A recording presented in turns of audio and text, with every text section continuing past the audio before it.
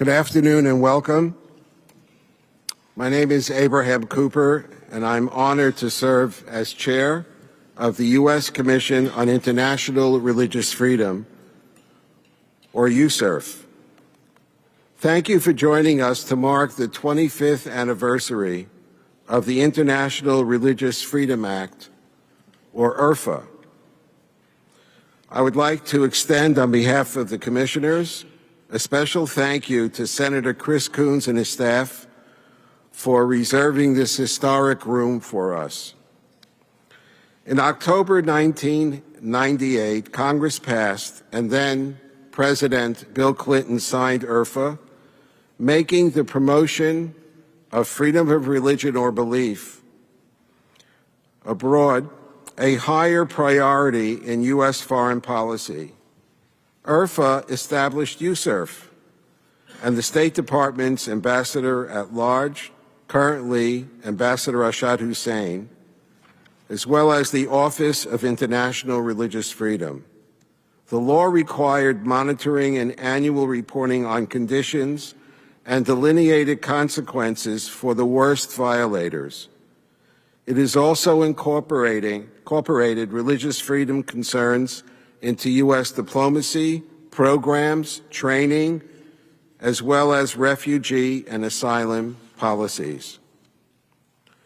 25 years later, religious freedom issues are more integrated than ever before into U.S. foreign relations. We've seen the benefits of IRFA. Violations have been documented and exposed, and violators often sanctioned. Repressive governments have changed laws and policies, and they have released some prisoners. Issues of international religious freedom, or IRF, now receive significant media and public attention, including today, for which we are grateful.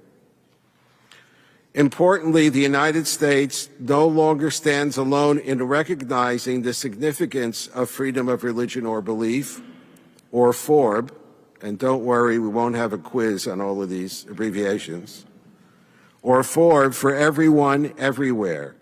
Various countries and the European Union have created FORB ambassador or special envoy positions. These and other countries have established an international contact group and alliance and have held regular IRF ministerial conferences. Networks of parliamentarians and of non-government organizations focused on FORB have also developed. USIRF is proud to have been involved in the founding of both the International Parliamentary Network and the Washington, D.C.-based NGO Roundtable, and continues to actively engage with both. USIRF remains a unique entity in this space. No other country has a similar commission. USIRF is an independent, bipartisan advisory body that monitors conditions abroad based on international standards, evaluates U.S. policy, and makes independent policy recommendations to the President, Secretary of State, and Congress. USIRF has 9 commissioners. There are 3 appointed by the President of the United States, 3 are appointed by the leadership of the Senate from each political party, and 3 are appointed by the leadership of the House from each political party. USIRF has an amazing, nonpartisan, young, dynamic professional staff of about 20. Commissioners are private citizen volunteers. We come from different political parties, different faith and professional backgrounds, and different parts of our beloved United States. Yet we all agree on the importance of freedom of religion or belief for everyone, everywhere. We also agree on the need to shine a light on the severe abuses so many individuals of all faiths and of none who suffer simply for exercising their fundamental God-given right to religious freedom. We were among the first to call for recognizing China's horrific persecution of Uyghurs as a genocide. We continue to call out Russia for its anti-Semitic rhetoric and Holocaust distortion in an effort to justify Russia's unprovoked invasion of Ukraine. And last week, we condemned the brutal terrorist onslaught by Hamas, whose anti-Semitic charter justifies violence and worse against innocent Israelis. And we iterated that invoking any religion to justify taking innocent lives has no place in any society. Today, we are going to discuss USCIRF's importance, the accomplishment of its first quarter century, and steps to take in the years to come. Our first speakers are two of the key congressional sponsors of what became USCIRF, Commissioner and former Representative Frank Wolf, otherwise known as our Commission's moral GPS, and former U.S. Senator Don Nickles. Former Senator Joseph Lieberman had planned to join us, but had a last-minute change of schedule, so we have pre-recorded remarks from this great American as well. After that, we'll have a panel discussion highlighting the importance of advocating for specific victims of religious freedom violations. And to conclude, commissioners and staff will share their thoughts on USCIRF and USIRF's impact and their suggestions for the future. Before we start, I would like to thank the former USIRF commissioners I see in our audience here today. I also want to thank Congress for its commitment to advancing international religious freedom and continued support of USIRF. We expect members of Congress to stop by to offer their comments throughout the event, as well as their support, we hope, in addition to written and video remarks provided to us. Though I made mention of it before I give the floor to my esteemed colleague and friend, Fred Davey, I would be remiss not to mention again the butchery of the Iran-backed Hamas terrorists and the special challenge those criminal acts pose to people of faith everywhere. Let me now give the floor to USIRF Vice Chair Fred Davey, who will outline some key USCIRF and USIRF accomplishments and then introduce the first panel. Thank you, Vice Chair Cooper, and thank all of you for joining us today. I am Fred Davey, and I do serve as Vice Chair of, did I call you Vice Chair? Thank you, Chair Cooper. And I am Fred Davey. I do serve as Vice Chair of this commission. Let me just say, in response to Chair Cooper's remarks about the horrible situation in Israel, Gaza, first, I am proud to be able to stand with him and with Imam Majid in the statement that we issued on behalf of USIRF condemning the horrific attacks of Hamas, also calling for an end to religious incitement and incitement of religious-based violence, and then my own sort of commitment and deep concern that I know we all share for the humanitarian situation in the region, particularly in Gaza. So I stand with the rabbi, I stand with Imam Majid in this acknowledgement of the horror of that situation, and hoping that for a just and peaceful end to it soon. Let me also say that it would be really important, we believe, if there were a national prayer service.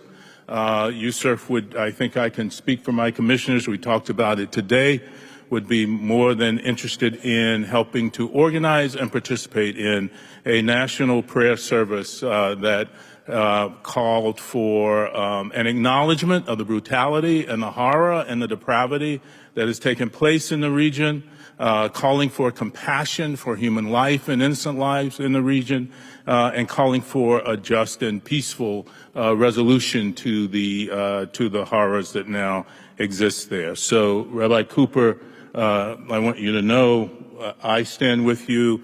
Imam Majid, I'm really pleased that we can all join together as commissioners of USIRF and issue the statement that we've issued. Let me now turn to the agenda of the day, and preparing for this event has given us an opportunity to reflect on IRFA's and USIRF's impact both over time and in recent years. And we shared some highlights in a USIRF fact sheet that is available in the room and hopefully that you all have. Since we celebrated IRFA's 20th anniversary in 2018, we have seen robust use of newly available tools in the Frank R. Wolf International Religious Freedom Act and the Global Magnitsky Act, including designations of special watch lists and entities of particular concern, and the imposition of targeted sanctions against religious freedom abuses. In addition, both President Joe Biden and President Donald Trump nominated their ambassadors at large for IRF, or for International Religious Freedom, in record time. 6 months into each new administration, the ambassadors were nominated. Then President Trump also appointed, for the first time, a director of international religious freedom on the National Security Council staff and issued an important executive order on the issue, which the Biden administration continues to implement. The first 5 years also saw the founding of the International Religious Freedom or Belief Alliance, or IRFBA, and as our chair said, no one will hold you to a test for these acronyms that we will spout today. And then the launch of regular International Religious Freedom, or IRF, ministerials. We've also been gratified to see foreign governments make improvements on religious freedom issues in response to U.S. concerns. To give two recent examples, both Sudan, during its period of civilian-led transitional rule, and Uzbekistan engaged closely with USIRF and the State Department in their efforts to amend restrictive laws and make other positive changes. This led to progress sufficient for USIRF to conclude that country of particular concern, or CPC, recommendations were no longer warranted for either country in 2020. But with civilian government no longer in power in Sudan and recent backsliding in Uzbekistan, USIRF continues to closely monitor both countries. As we reflect today on the past 25 years' many accomplishments, we cannot be complacent. State and non-state actors around the globe continue to perpetrate or tolerate severe religious persecution. In too many countries, individuals and communities are still targeted for their religious beliefs, activity, or identity, or for their religious freedom advocacy. Those individuals and communities are why IRFA, or International Freedom Release Act, was enacted. And they are why the global efforts to promote freedom of religion or belief for all remain essential today and for the future. To start our discussion today, we are so pleased to hear from three of the key sponsors of the legislative effort to promote international religious freedom, who will share their personal reflections on IRFA's creation and trajectory. First, we will see video remarks from Senator Joseph Lieberman, who sends his regrets, as we've heard, that he is unable to join us today. He served in the Senate from 1989 to 2013, representing the state of Connecticut. He is now senior counsel to the law firm Kazowitz Benson Torres in New York. Our next speaker will be our own colleague, friend, and as Chair Cooper said, moral GPS, Commissioner and former Congressman Frank Wolf, who served in the U.S. House of Representatives from 1981 to 2015, representing the 10th District of Virginia. Commissioner Wolf was appointed to USIRF by then House Minority Leader Kevin McCarthy in 2020. And finally, we will hear from Senator Don Nickles, who represented Oklahoma in the Senate from 1981 to 2005. He is currently chairman and CEO of the Nickles Group in Washington, D.C. We will now play former Senator Lieberman's pre-recorded remarks on the screens.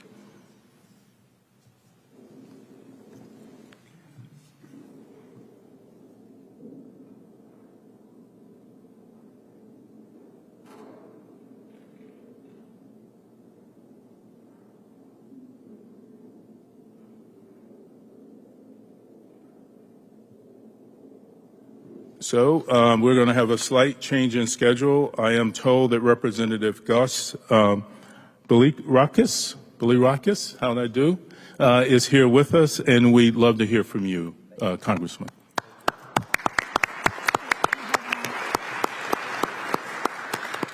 Thank you so much. I appreciate it. Thanks very much. I guess this is on. Can you hear me? Yes. Okay, very good. Thank you. I'm glad to be here again commemorating the 25th anniversary of the International Religious Freedom Act.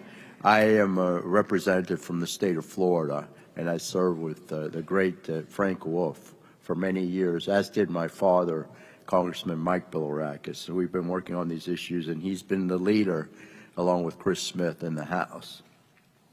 It's a testament to the incredible work, again, by three true statesmen. We need them now, that's for sure. I wish they were in the House and the Senate, but we thank them for all their work. I want to thank them directly. My former colleague, as I said, Frank Wolf, who is here, and I'm not sure his former, is Don Nickles here? Yes. Okay. And then, of course, Joe Lieberman, who is also a great hero and a true statesman. Thank you for standing up for religious freedom and creating the tools to hold violators accountable for their actions. I strive to continue this work as co-chair of the International Religious Freedom Caucus in the House and a member of the Executive Committee for the Tom Lantos Human Rights Commission. What a giant he was. Incredible. I served with him as well. Fighting, again, for a range of persecuted religious minorities such as the Falun Gong, the Uyghurs, the Tibetans in China, the Copts, the Yazidis, and other Christians in the Middle East and Africa, and the Muslim minorities around the world, such as the Ahmadis in Pakistan. And yet, even as we celebrate this remarkable anniversary of the IRFA, we know that it is even more important now, given the dire situation we currently face around the world, and even here in the United States, unfortunately. Most on mind is the current war between Israel and the radical Islamist forces of Hamas and Hezbollah. At least 1,400 innocent Israelis were brutally and indiscriminately executed for simply existing by the terrorist organization Hamas. By its own admission, it will not stop until it has wiped Israel off the map and has exterminated all Jewish people. That's pure evil, folks, and I know you agree, plain and simple. I stand with Israel and the Jewish people in their right to defend themselves against the evil seeking their annihilation. The effects of this war are already having global repercussions, as you know, specifically with the shocking and violent rise of anti-Semitic rhetoric and action, which is mind-boggling to imagine given the fact that I've been talking about the rise of anti-Semitism, as have you, for years now. Back in 2018, we held an international religious freedom briefing on the global increase of anti-Semitism. Just 2 years ago, in my own community in the Tampa Bay area, there was an anti-Semitic hate crime, and I condemned it. Where the Florida Holocaust Museum is in St. Petersburg, Florida, it was desecrated with a swastika and a message that read, "Jews are guilty." Let me frankly state, hate and hate groups have no place in our society, which is why I'm so alarmed by the recent displays of anti-Semitism on U.S. campuses. We've seen student groups and organized demonstrations condoning, even celebrating the October 7th terror attack against innocent Israelis. Some have even adopted the imagery of a paraglider to advertise their rallies. Others have enthusiastically chanted the death toll from the terror attack. This is utterly disgusting, in my opinion, and should be routinely and universally condemned by everyone. I have joined my colleagues on numerous congressional efforts to push for accountability for this hate speech and pressure both Secretary of Education and institutes of higher education to follow through with their legal obligation to provide all students, including Jewish students, a school environment free from discrimination based on race, color, or national origin, including shared ancestry or ethnic characteristics. It is important that we directly and unflinchingly address this scourge, not only for the members of the international Jewish community, but also for minority communities worldwide facing discrimination and hate. History provides us with a clear reminder of what happens when people stand by while hate and intolerance grow.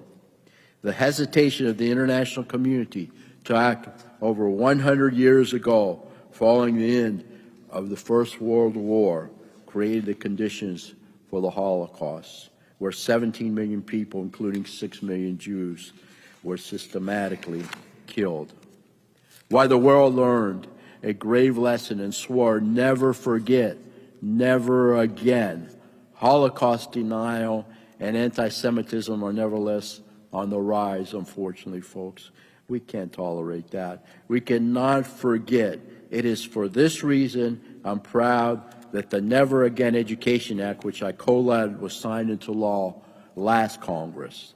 This law expanded access to Holocaust and anti-hate education to teach children the important lessons of the Holocaust and the consequences of bigotry and hate. While the House of Representatives was also able to pass the resolution condemning anti-Semitism and bigotry, as I said last Congress, it is clear from some members' recent comments, very few, that the House must act again, though, in passing a resolution condemning anti-Semitism and in support of our ally, Israel. The right to exist and the right to follow your beliefs should not be controversial, particularly in this country. Thank you again for giving me the opportunity to speak and celebrate the historic achievement of the IRFA's 25th anniversary. Thank you and God bless. Thank you, Congressman. And Congressman, we want to note and thank you for your advocacy of two religious prisoners of conscience, one in China and one in Tajikistan. So we want to thank you for your leadership in that regard as well. Thank you, and thank you for joining us.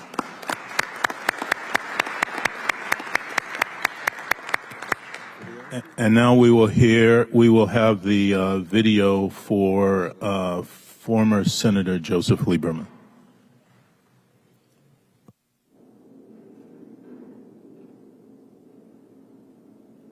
Well, congratulations on the 25th anniversary of the United States Commission on International Religious Freedom. I'm really grateful for the opportunity to join the celebration today, at least in this virtual way. I apologize that I've got a bit of a cold and sore throat this morning, so I will not be singing Happy Anniversary, but I will be singing your praises. I was thinking that there's a famous expression, certainly around Congress, that sausages and laws should not be seen in the making. True enough. But the corollary or a follow-on to that is that as a legislator, former legislator, I can tell you that when you're fortunate enough to make a law, you're really not sure how it's going to be implemented or whether it will work. And as someone who was privileged to work with a lot of people inside Congress, particularly Senator Don Nickles, and people outside Congress on the International Religious Freedom Act 25 years ago this month, I really thank you for making this law work as well as you have. All of us felt that the idea of having an International Religious Freedom Commission was so fundamental to what America is about that we didn't know why it had not already happened. I mean, think about it. When the Pilgrims arrived on the Mayflower and stepped onto the Rock in Massachusetts, the spiritual leader, William Brewster, actually recited the words of Psalm 100. So really from the beginning, this was a faith-based country. And of course, it's right there in our Constitution and Declaration of Independence, particularly the catalytic sentence about the rights to life, liberty, and the pursuit of happiness that are the endowment of our Creator.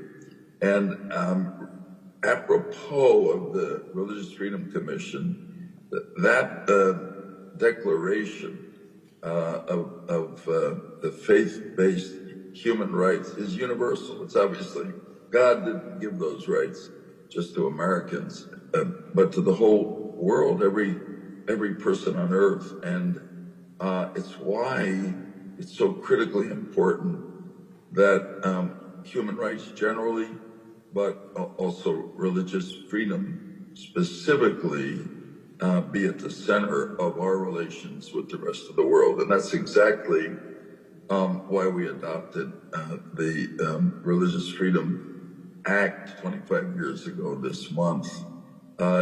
Truthfully, we were, well, I'll read you some words that I spoke on the floor of the Senate in October of 1998.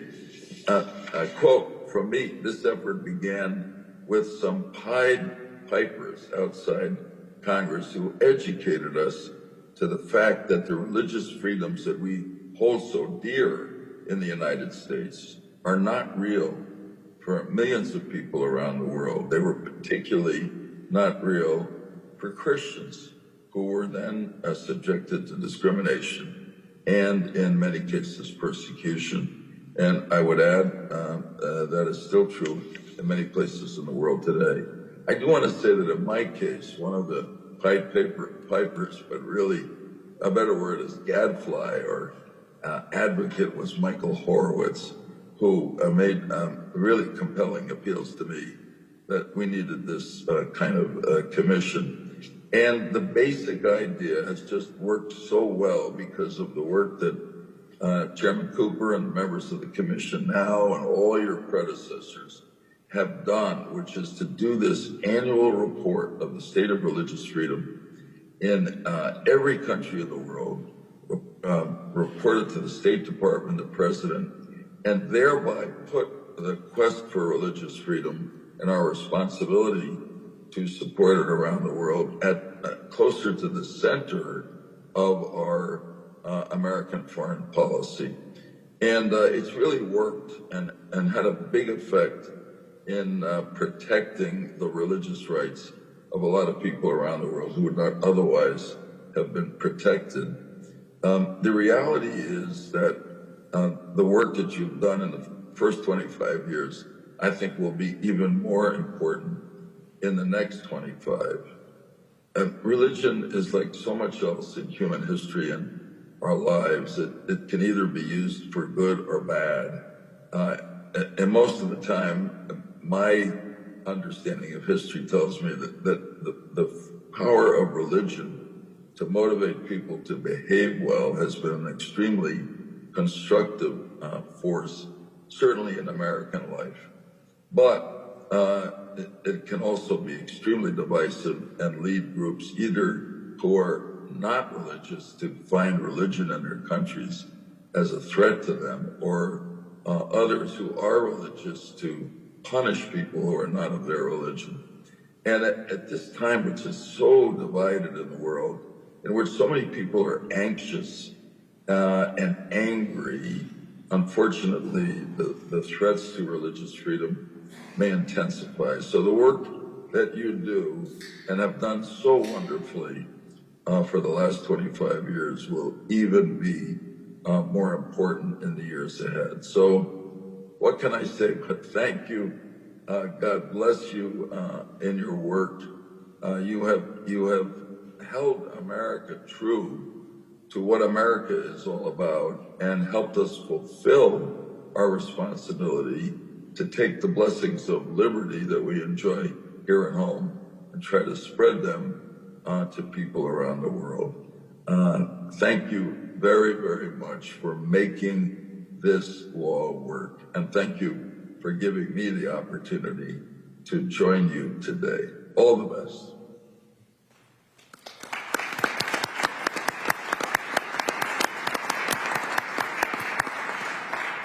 Many thanks again to Senator Lieberman. And now to a man who personifies and exemplifies what we do here today. Commissioner Wolf, the floor is yours.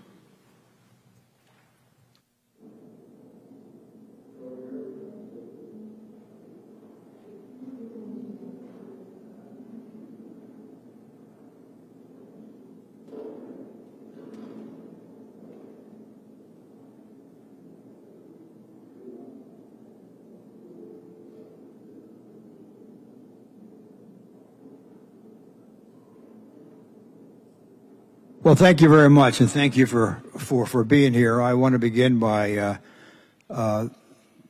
saying I completely agree in the condemnation of the activity of Hamas and what's taking place to Jewish students on American college campuses, and we all should be speaking out against that publicly over and over.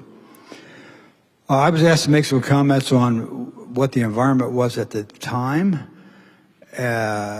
and both in the House and the Senate, and also to talk a little bit about what and I'm speaking for myself, not for USIRF, what I believe you might want to do and we should do to make a difference. Pew survey says that 80% of the world's population lives in a religiously repressive nation.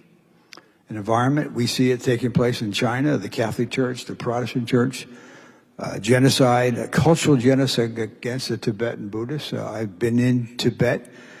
Seen what every monastery has a public security police there. Can you imagine in your own church or your own synagogue to have the secret police there when you're going in to worship?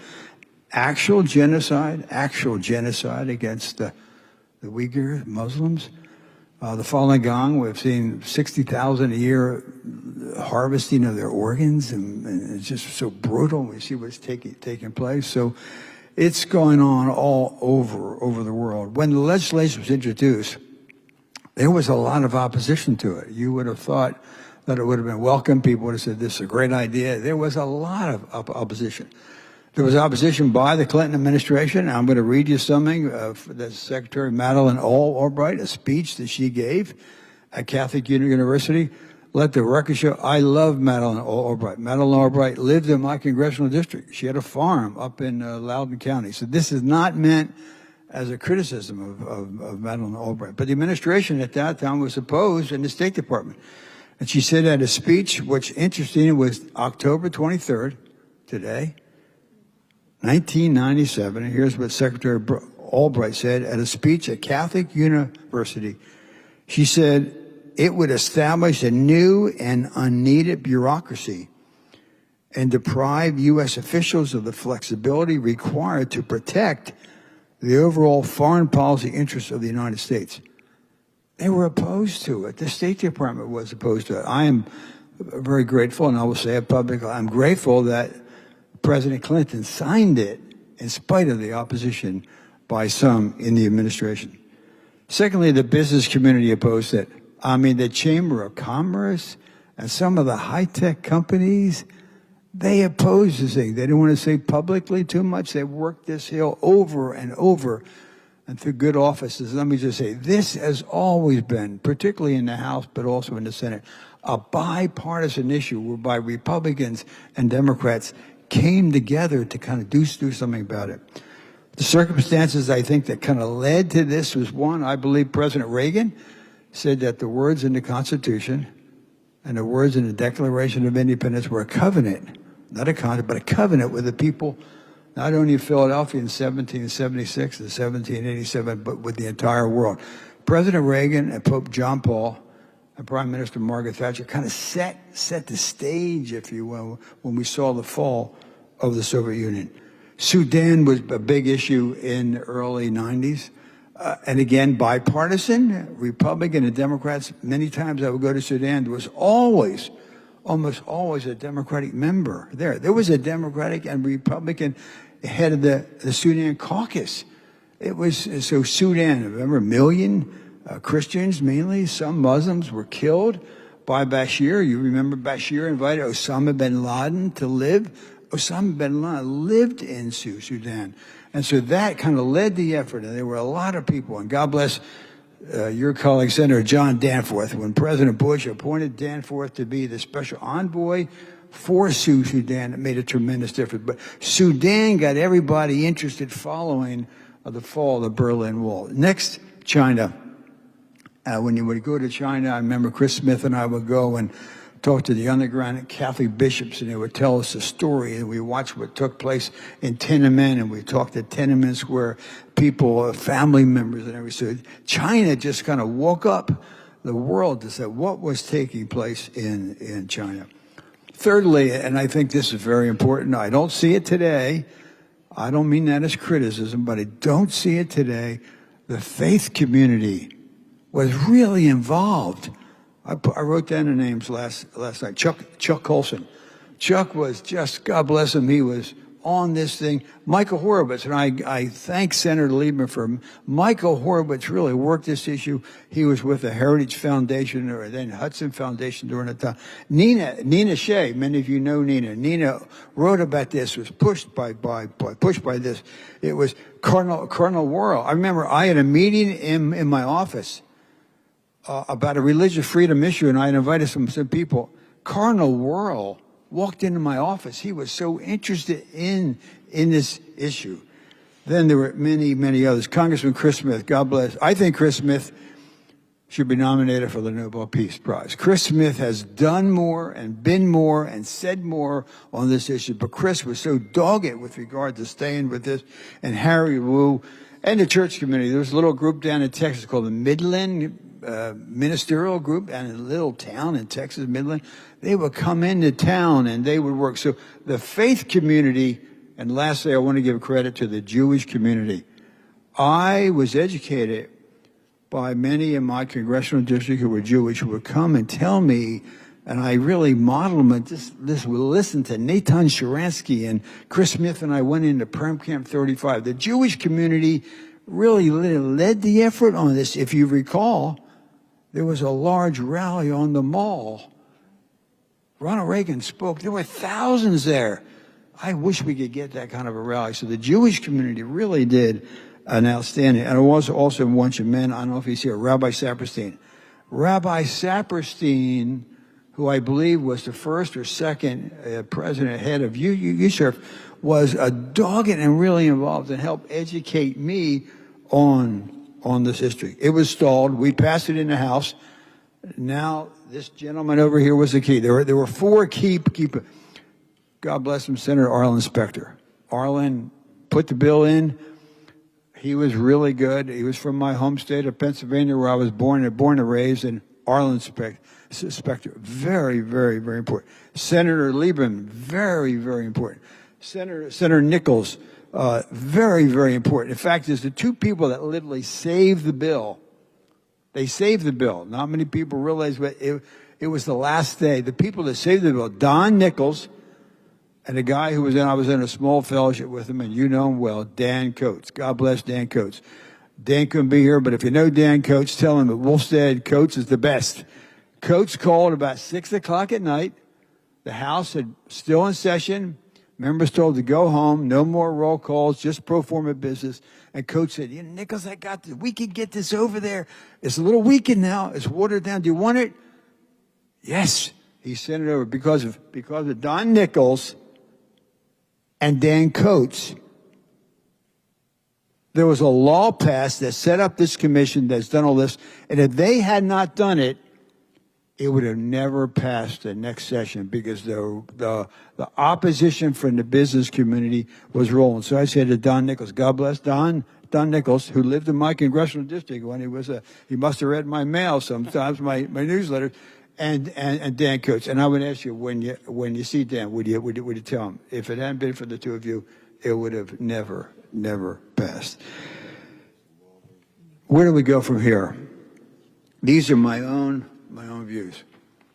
One, I think you have to keep it bipartisan. I think the giants of Henry Hyde and Tom Lantos, you got to keep it bipartisan. What made the success for Sudan was bipartisan. There were Republican and Democrat. You got to keep this thing bipartisan. Secondly, the faith community has to get back involved. Members of Congress, I have always said that everything that takes place in government and politics is downstream from culture.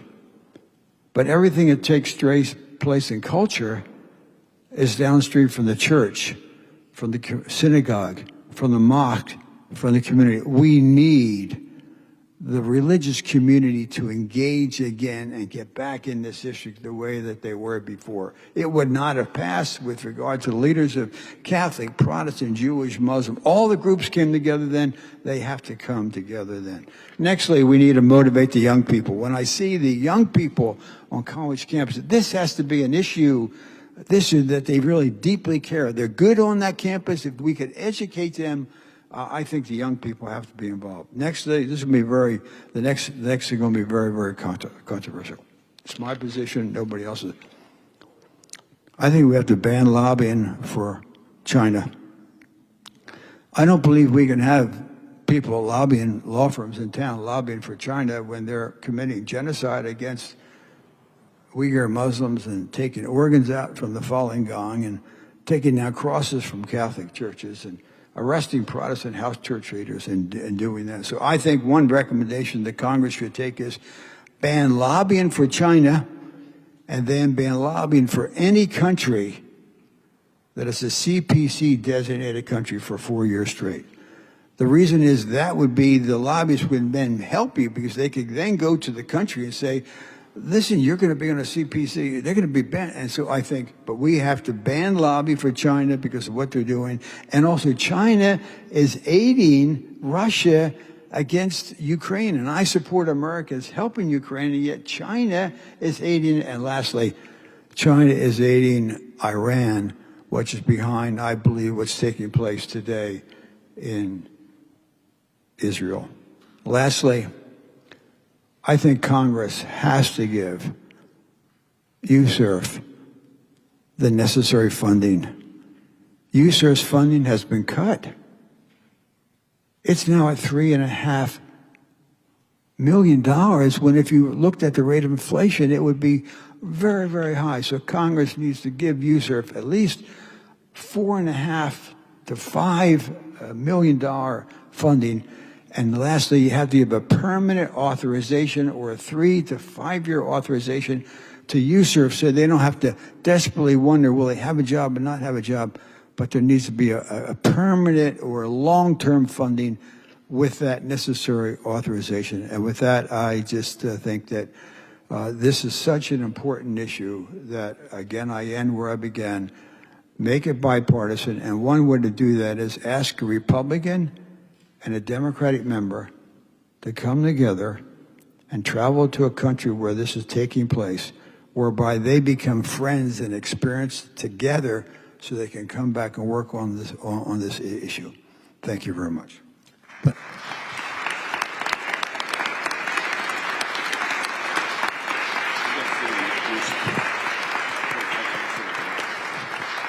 Thank you, Congressman Wolf. And before we hear from Senator Nickles, we're going to hear from a couple of representatives who are here. First, from New York, Representative Mike Lawler. Well, if I became a senator, Chuck Schumer might have a problem with that. So, And since he appointed me, I don't want to get in any trouble with him. well, it's great to be here with all of you, and I want to thank Commissioner Wolf for his work, to really bring this together 25 years ago, and the work that USIRF has done during that time has been monumental and important work.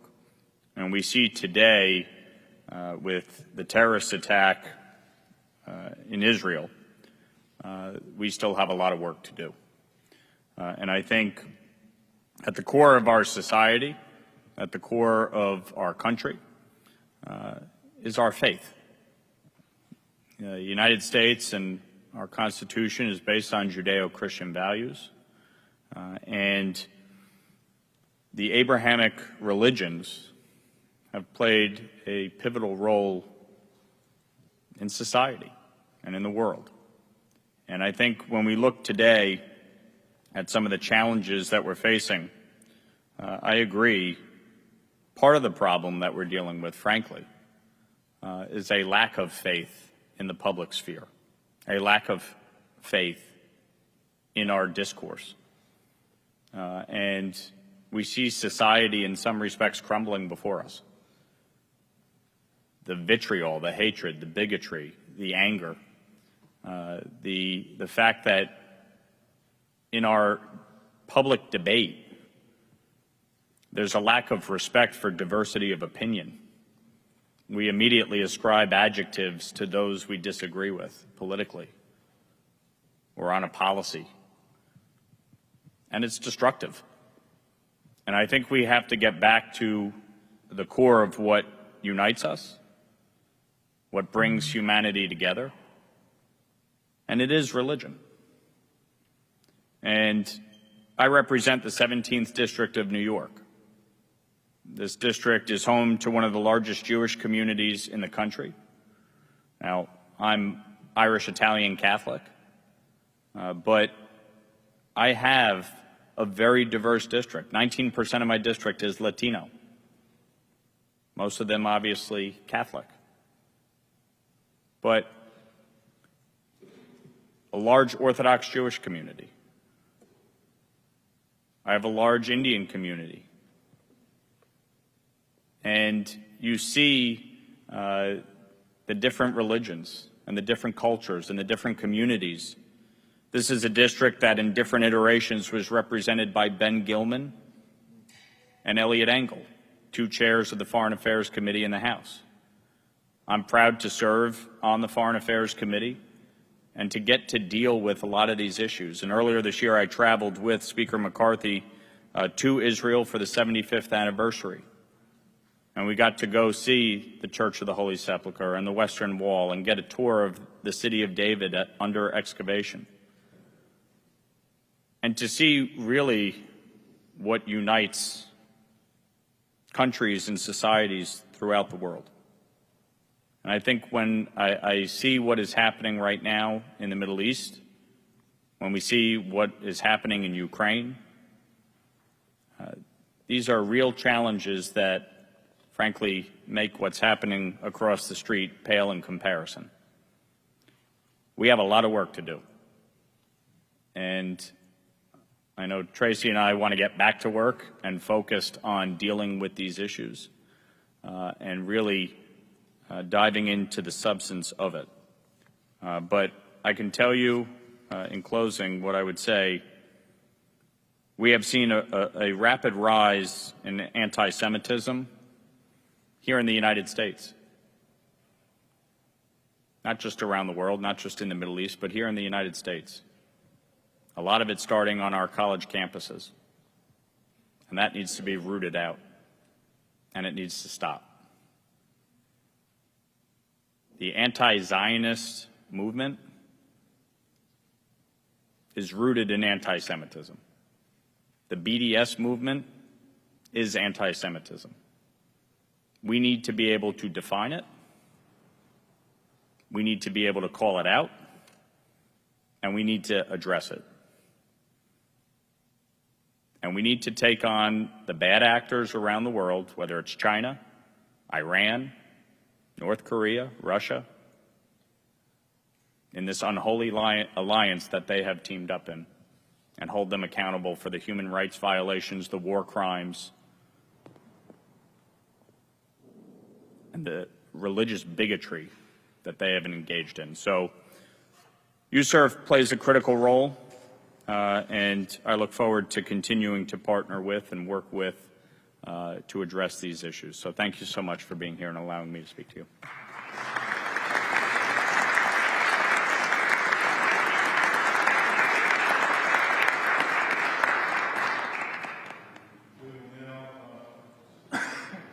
So thank you, Congressman, and we will now hear from Congressman Tracy Mann. Great, thank you. Good afternoon. As was mentioned, I'm Congressman Tracy Mann. I represent the big 1st District of Kansas. Which, you think about Kansas, my district is the western 2/3 of the state, except for the Wichita area. We're the largest agriculture producing district in the country, so if you ate today, there's a good chance that some of those products came from our district.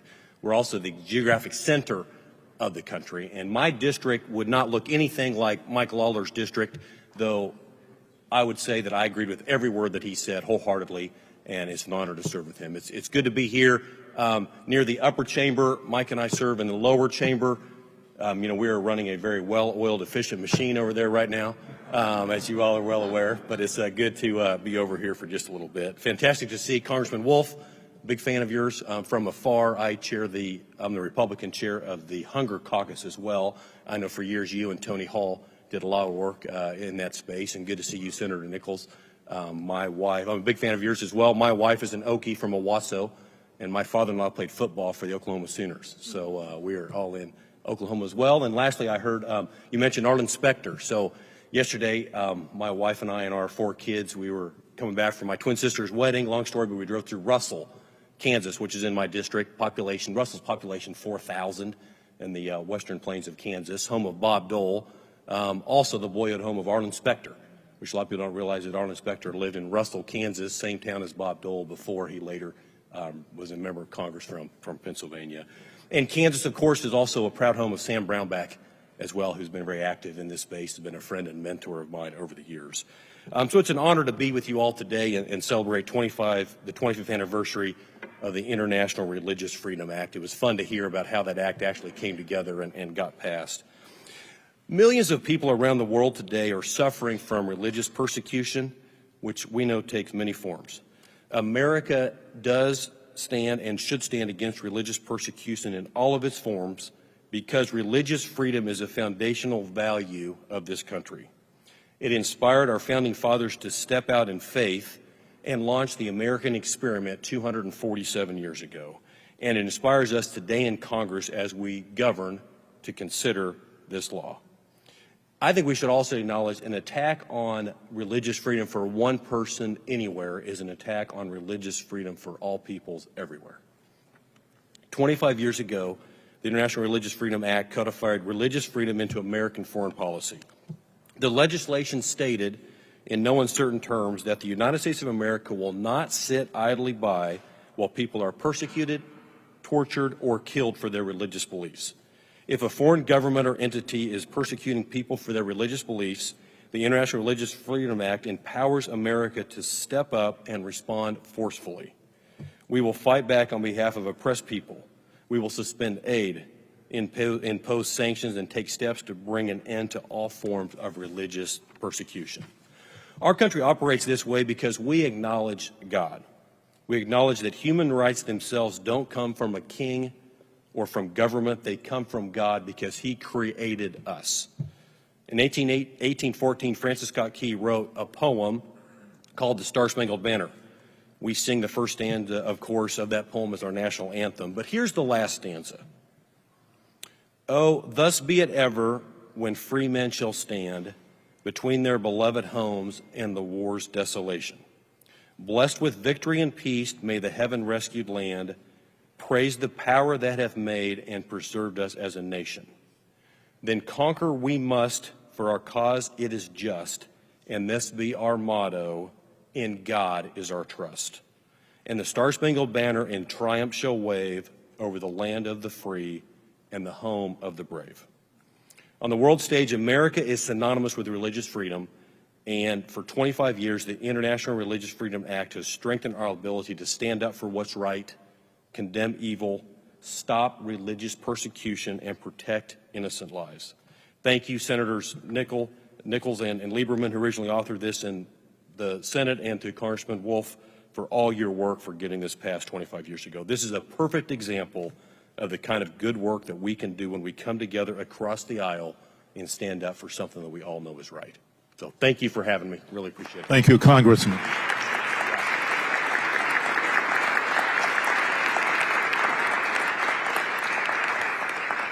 Thank you again. We'll now hear from Representative McCormick.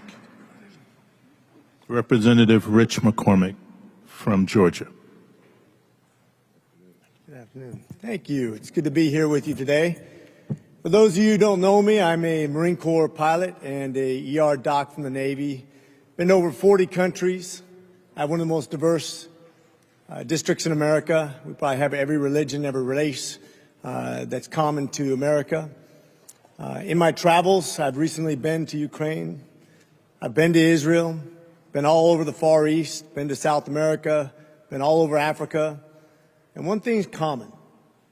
No matter what kind of religion your background is from, no matter what your race is, no matter what your gender is, most people are just trying to make it to the next generation. When people are critical of the Afghanis, and when I was in Afghanistan, I'll tell you, people thought, well, why aren't they loyal to me? It's because they're literally just trying to pick a side that they can survive until the next generation. It's a survival game for most people. Here in America, we think we have it hard. We think we have racism and all kinds of discrimination. Try spending a year in another country. One of the things that makes us strong, one of the things that makes us truly united when we think we aren't, is the fact that we have tolerance, that we have acceptance of many races, of many religions, of many backgrounds. There aren't too many countries where you could go and you can actually decide who you want to protest against, and it's okay, regardless of who you're protesting against. That's what makes America strong.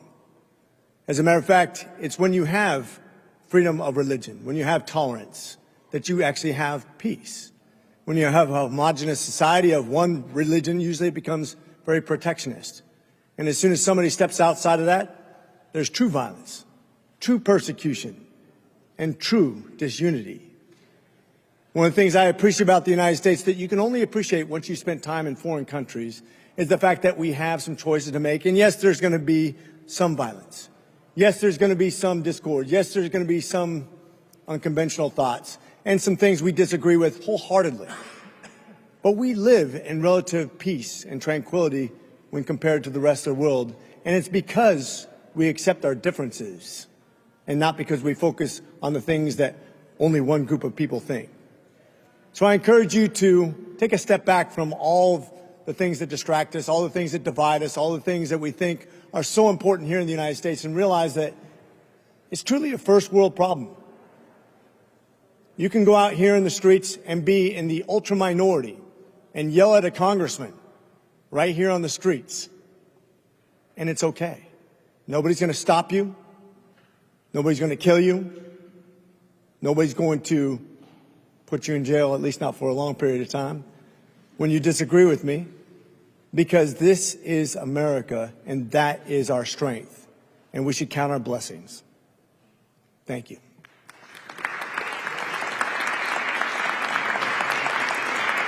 Thank you, Congressman.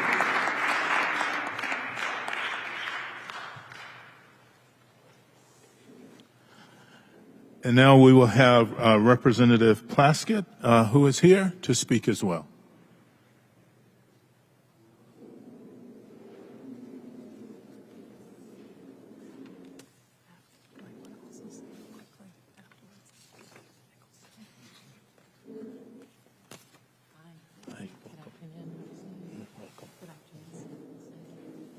Good afternoon, everyone. Thank you for having me here. Thank you so much for this invitation. I want to thank the U.S. Commission on International Religious Freedom for the ability to come and speak with you all this afternoon. I recognize my fellow members of Congress that have been here before and some that are coming after me to speak on our country's founding fundamental rights, our religious freedom. That government shall make no law respecting an establishment of religion nor prohibit its free exercise is a uniquely American protection at the founding of our nation. It is a core principle that allows us to be a beacon of light to the world, even its most trying times. Though we may champion this freedom on paper, the real work, we all know, is executing it in the lives of everyone. You all who are here this afternoon know this better than so many of us. The commemoration of the 25th anniversary of the International Religious Freedom Act of 1998 comes at a time where we are witnessing a resurgence of domestic anti-Semitism, Islamophobia. The FBI is receiving reports of threats to churches, mosques, temples, synagogues at striking levels. Just outside Chicago, we have witnessed the brutal killing of a child, the death of individuals in worship, in their homes, that a child would be lost because of that person or that parent's, right, religious belief, that his light is gone. Wadea's light is gone. The light of another American dream has been snuffed out. Hatred does not belong in America or anywhere in the world. Not this hatred or any hatred. It's our duty as members of Congress, our duty as Americans to work to stop this, to uphold the torch of freedom, to say to our people and to the world, this light will protect you. So I live in a very unique place in the Virgin Islands, in the Caribbean, which has its own unique religious tolerance there. The Danes, this was their one stronghold in the Caribbean for many years, the Kingdom of Denmark, where the official religion was Lutheranism. And there's a large number of Lutherans that are there on the island in which I live. But because they were interested in commerce and in growth, they were very smart to understand that we've got to have religious tolerance. We've got to make a place where all religions can come and people can feel safe to worship, to work, to grow our economy as well. And so they were very clear that the town square would have no church. Unlike many places where you see a church in the town square, there is no church in our town squares because they didn't want prominence to any one given religion. We also have, because of that, a unique position in the United States of having the second oldest continually running synagogue in the Western Hemisphere, which comes from Sephardic Jews who, leaving the Spanish Inquisition, came to the island of St. Thomas because there was religious tolerance and there was plenty of work. The Danes recognized that these group of people would be able to fortify their economy and become a really strong merchant class. Hence, Camille Pissarro, one of the greatest founders of Impressionism, was born on the island of St. Thomas to a Sephardic Jewish family. Again, in the 1940s, after the creation of Israel, we had the burgeoning of a Palestinian community on the island of St. Croix, who were also part of our merchant class there. And we have all learned to live, to coexist with one another, to respect each other's religions, and to work so that our children can live in harmony. Listen, you can't be on a small island and have too much beef with one person or another. It's going to spill out, if not in your homes, on the beach, in the grocery store, where everybody knows your name. And if you're like myself and your family have lived there for many generations, you're probably related to the person as well. But it works. It works. So much so that at the beginnings understanding in World War II of the Holocaust, what was happening, The Jewish community on St. Thomas wrote a letter to then President Roosevelt and said that we have talked with our local government and we can take thousands into our islands if you would accept them and allow them to come to us. We have a place here, a haven for them to be able to live. Unfortunately, the president did not take us up on that, and we lost many people because of that, because of lack of religious tolerance and understanding that all of us getting along together helps us all to grow.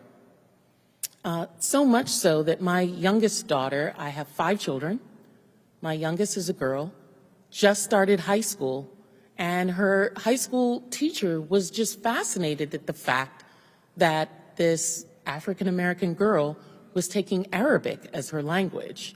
And the professor asked me, well, why would she be taking Arabic? I said, well, the next door neighbor speaks Arabic, and I guess, I need somebody, I'm a politician, I need to know what they're thinking about me. And so I need a mole around the neighborhood. So, and hence my daughter is taking Arabic. We have got to recognize the humanity in each one of us. The humanity, and not just the humanity, but the potential. And I think so much sometimes that the founding fathers were not thinking of religious tolerance as a means of being right, but as a means of growing the United States, of a means of recognizing that our strength is our diversity. American ingenuity can only come about if we continually bring new ideas, new creeds, new religions. And so knowing that 20% of the victims of registered hate crimes in the United States last year was targeted because of their religion or their perpetrator's perception of their practice is something that cannot continue in our country. We must keep the practice of keeping our own house in order if we as Americans expect other nations to live up to the standards set by the International Religious Freedom Act.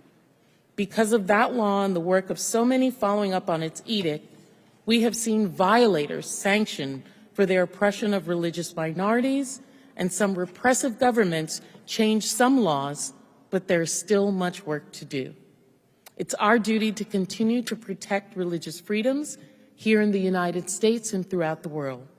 Last year, we stood up and said no to the horrors of CCP's regime in Xinjiang, working through the Ways and Means Committee to pass the Uyghur Forced Labor Prevention Act and other legislation to try to stop the greatest ongoing abuse of religious rights at a scale anywhere in the world.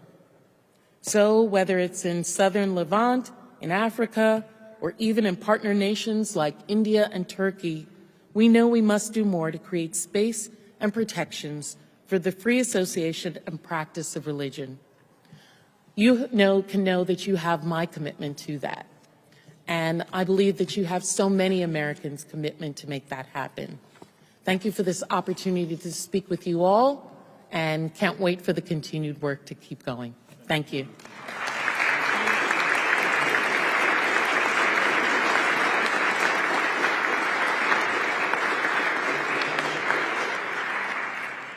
Thank you, Congresswoman. We appreciate your being with us. We'll now return to our panel and Senator Nickles. Senator Nickles.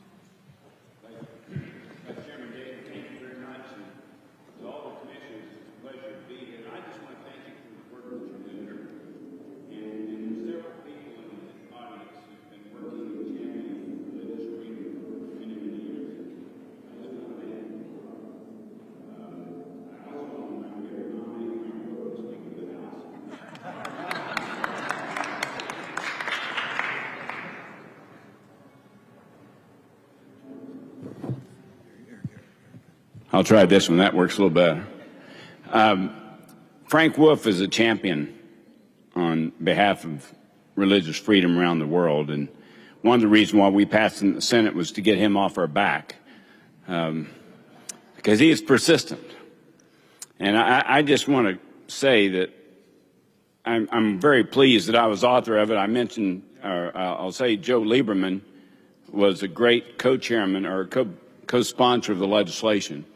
I'm sorry he couldn't be here personally, but it was a pleasure to work with him. I had the pleasure of traveling with him in various places around the country. And one of the things that we always did, and Frank, and I could tell that you did it too when you traveled, we would meet leaders of countries and then we would talk about things of interest, but we'd always bring up religious freedom, particularly if they didn't have it or if it's being abused. And we would do this, and it seemed like it was almost a sporadic effort. This congressman would be, you know, you were in Sudan, and I remember Nepal, I remember Somalia, I remember Egypt, I remember China, I remember Russia. And all of us, in various ways, would bring up, wait a minute, why in China are people relegated to home churches? And what's the government doing with picking religious leaders in the Catholic Church or in other churches? Or why are the Uyghurs being persecuted like they are? And in Russia, why are the Jewish people being really discriminated against? And we did it as a little haphazard. Jim Inhofe would go into Africa and he would meet with all these different African leaders and he would bring up some of these issues. But it's a little haphazard. And so what could we do that would be better? And Frank Wolf was one of the champions, say, let's have a commission that stays on top of us, not just individual members. I mentioned Nepal. I remember I was a new member in the Senate, and one of my constituents was arrested because he was sharing gospels in Nepal. And I thought, this is outlandish. And I remember talking to Dick Lugar, as chairman of the Foreign Relations Committee in the Senate. What can I do? He said, well, call up the ambassador. I had the ambassador in my office. A couple of weeks later, this individual was out of prison. He was in prison because he was sharing it. And I remember in Somalia, we had an Oklahoma church group that wanted, and they had water shortages. It still is a big, big challenge in many countries in Africa. So they donated, we have a lot of drilling expertise in Oklahoma, so they donated rigs to drill water wells, except for the Somalian government was going to tax them at an exorbitant rate, so it'd be impossible to send it in. And again, we talked to the ambassador. Eventually, we've got that taken care of. But again, these are kind of incremental, individual. And why was that? Well, it was coming from a Christian group. It didn't make sense. And so the idea of having a commission that would expose religious intolerance, religious discrimination, religious punishment, religious death. I remember in Pakistan, and I'd just been in Pakistan, and there was a church bombing that killed over 100 people, and they were worshiping. Wow. That's hard for us to even imagine in the United States, because you can drive by in any town, and there's unlimited number of churches and synagogues and mosques, and no one cares. It's taken for granted in the United States, but it's not that way in frankly, the majority of the world. The majority of the population of the world does not have religious freedom. And so what can we do about it in a constructive manner? And so that was the genesis of this legislation. And I'm really proud of those people who have implemented it and worked on it. I want to mention John Hanford, who is also an ambassador, but he was a staff member for Dick Lugar, and he helped us in the legislation. Eric Euland helped us in the legislation. Doug Badger